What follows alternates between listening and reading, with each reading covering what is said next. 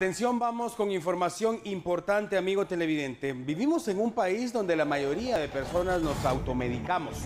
Hay que tener mucho cuidado. De hecho, no es correcto que hagamos eso. Lo correcto definitivamente es ir al médico y que el médico nos recete o que nos diga qué es lo que debemos tomar de acuerdo al padecimiento que estamos sufriendo en ese momento.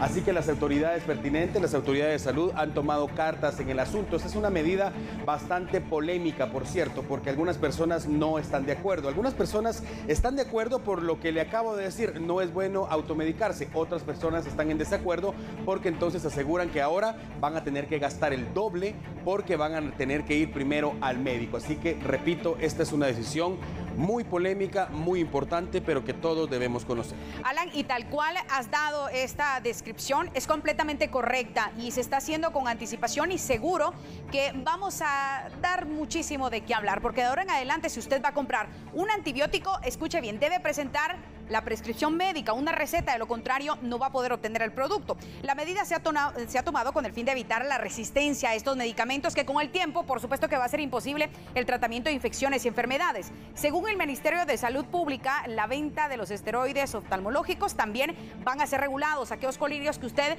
iba con la persona que atendía en la farmacia y él le decía, le puede caer bien esto, ya no lo va a poder hacer, amigo televidente. Según los profesionales de la salud, el uso indiscriminado de antibióticos produce resistencia bacteriana, es decir, que las bacterias mutan a tal punto de que los tratamientos para combatir las enfermedades infecciosas que produce pierde su eficacia. Es por ello y considerando este punto como una amenaza creciente a la salud de los guatemaltecos, es que se ha tomado esta medida preventiva. Una decisión, repito, que puede catalogarse como polémica, pero que es necesaria y es lo correcto. Así que está con nosotros en esta tarde el ministro de Salud, el doctor Carlos Soto. Bienvenido a TN23, gracias por atender la llamada. Insistimos, ministro, una medida que definitivamente era urgente. Va a costar y hay que hablar de la realidad, que nos acostumbremos como guatemaltecos, porque estábamos acostumbrados, de hecho, a ir sencillamente con el dependiente de la farmacia y preguntarle qué podíamos tomar, qué podíamos aplicarnos. Buenas tardes. Lo escuchamos. Muchas gracias, buenas tardes a toda la teleaudiencia y a ustedes por darme la oportunidad. Pues sí, básicamente lo que hemos tratado de hacer en el Ministerio de Salud Pública es ir ordenando la casa, como se dice, y que se esa medida ha sido consensuada, la hemos pensado, todos los países del primer mundo y del segundo mundo la usan. La resistencia antibiótica a las bacterias es tan grande por la premedicación que uno hace, automedicación, que realmente pues nos llevó a tomar esta medida que inicialmente creo que fue polémica, porque hay que entender que lo que estamos haciendo nosotros es velando por la protección de los ciudadanos. No podía ser posible que uno iba a una farmacia o una tienda incluso de barrio, yo eso no lo sabía hasta que me enteré por los medios de comunicación, que en las tiendas de barrio venden antibióticos. Entonces eso lo que ha ido haciendo es un antibiótico como la penicilina, que eran muchos bichos sensibles a la penicilina, ahora tenemos el problema de que realmente son resistentes. Cada vez tenemos que utilizar antibióticos de generación más alta, y eso lo que hace es que encarece los tratamientos y pone en riesgo la vida de los pacientes. Eso fue lo que nos llevó a hacer esta medida. Hemos recibido de verdad muchísimo apoyo por parte de la población, del gremio médico, el gremio odontológico, incluso del Colegio de Médicos Veterinarios, porque era una medida que no nos podíamos quedar aislados del mundo. Guatemala ya en todos los demás países la van poniendo, se respetan las leyes. Uno va a otro país, a Estados Unidos, a México, y no le despachan a uno una receta a un medicamento sin receta. Entonces, obviamente, nos ha costado, siempre uno saca una ley y hay cuatro que tratan de encontrar la forma de cómo evadirla, pero nosotros estamos firmes en que lo que estamos haciendo es bueno para la población y vamos a persistir en esa posición, por supuesto, para que los guatemaltecos ya no tengan ese problema posterior cuando tengan alguna enfermedad. Lo ha mencionado muy bien, en países como Estados Unidos, incluso México, usted no puede llegar a una farmacia a solicitar tal medicamento si no hay una receta médica. Ahora bien, ¿qué pasa con aquellas farmacias que tienen el servicio de un médico como anexo a esto? ¿Va a ser válido esto si la persona llega enferma y el dependiente de farmacia le dirá pase con el médico y el médico le va a extender su receta? ¿Va a ser válido esto, doctor? Pues vea, ese tema ese sí es controversial para que vea usted, porque nosotros para que tenga un médico en la farmacia va a tener que dar todos los requisitos, obviamente, que requiere el Ministerio de Salud Pública a través de regulación, para que tenga un médico en la atención a los pacientes. Si ellos llenan todos los requisitos, nosotros no podemos negar que tengan un médico en la farmacia, pero eso me parece a mí una medida totalmente pues antitécnica, ¿verdad? Porque van a tener un médico para que les dé una receta. No, es decir, lo que nosotros necesitamos es la conciencia y la consecuencia de que el paciente tiene que ser bien revisado, que le hagan sus exámenes y posteriormente que le receten, que prescriban el antibiótico que necesita el paciente. Ministro, menciona usted datos importantes. Lo primero a lo que usted se refiere es que esta es una decisión que ha sido consensuada. O sea, es decir, no estamos hablando de una decisión que se tomó de la noche a la mañana, no es gana de molestar. Efectivamente, tal y como usted lo está mencionando, el objetivo acá es cuidar la salud de todos. Sin embargo, hay que hablar la realidad que se vive en nuestro país. Y vivimos en un país donde se prohíbe de todo, pero finalmente terminamos haciendo de todo. En ese consenso que usted menciona, ¿pensaron en algún momento cómo van a hacer para verificar, por ejemplo, que en las farmacias de barrio, en las de colonia, en las mismas tiendas, no se siga vendiendo el antibiótico de esa manera? Los que compraron, por ejemplo, en las tiendas, lo que usted mencionaba, no van a querer tirar su producto, van a querer recuperar ese dinero y lo van a seguir vendiendo. Va a haber algún tipo de verificación complicado si hablamos de tiendas, por ejemplo. La segunda interrogante, ¿qué va a pasar, por ejemplo, también si esto se termina convirtiendo en un negocio? Justo lo que usted mencionaba, algo antitécnico, que existan médicos que simplemente le vayan a poner precio de ahora en adelante a la receta. Por una receta te voy a cobrar 50 quetzales, claro, y sea la misma persona la que le diga, bueno, yo necesito una receta por X o Y medicamento. ¿Cómo controlar esto, ministro? Bueno, son situaciones, ¿verdad?, complicadas, obviamente complejas. En las tiendas, pues tendré que coordinar con el ministro de Gobernación. Obviamente, si el producto está ahí, si el producto está ilegalmente comprado ahí porque no tienen ellos autorización de venta de medicamentos, pues lo tendremos que recoger, ¿verdad?, por medio del Ministerio de Gobernación y la Policía Nacional. Eso es a nivel de las tiendas. A nivel de los colegas, yo sí realmente dudo que muchos colegas se vayan a prestar a esa situación. Nosotros hemos recibido felicitaciones de los colegas y de las farmacéuticas y de las mismas farmacias. Entonces, las cadenas grandes de las farmacias, estoy convencido, ellos tienen un mayor control, que no van a hacer ese tipo de situaciones. Ya lo platicamos con ellos. El problema es las farmacias pequeñas que vamos a tener que ir a visitar, ¿verdad? ¿Por qué? Porque hay más de 6,000 farmacias en Guatemala que no están registradas, que no llenan los requisitos. Ya hemos cerrado algunas que traen contrabando, no tienen registro de sus productos, y eso es grave para la población de Guatemala. Entonces, lo que usted bien decía es correcto, eso es lo que yo todos los días digo. Tenemos que aprender a cumplir las leyes en Guatemala. No cumplimos las leyes en Guatemala, no estamos acostumbrados a cumplirlas. Tenemos que velar por nuestra salud. Nosotros no podemos permitir realmente que esto se siga dando, porque al final de la historia todos nosotros vamos a salir afectados. Yo no creo que vayan a vender recetas. Sin embargo, ojo, yo vi un programa y yo vi que estaban vendiendo hasta los certificados médicos de defunción, de defunción. Entonces, por eso le decía yo, para una ley buena encuentran 4 cuestiones malas para evadir la ley, y eso es lo que nosotros no estamos de acuerdo. Pero sí tenemos un equipo especializado que va a estar revisando y yendo a las farmacias, supervisando y los que no cumplan multando, y si vuelven a caer en lo mismo situación, se les cerramos las farmacias.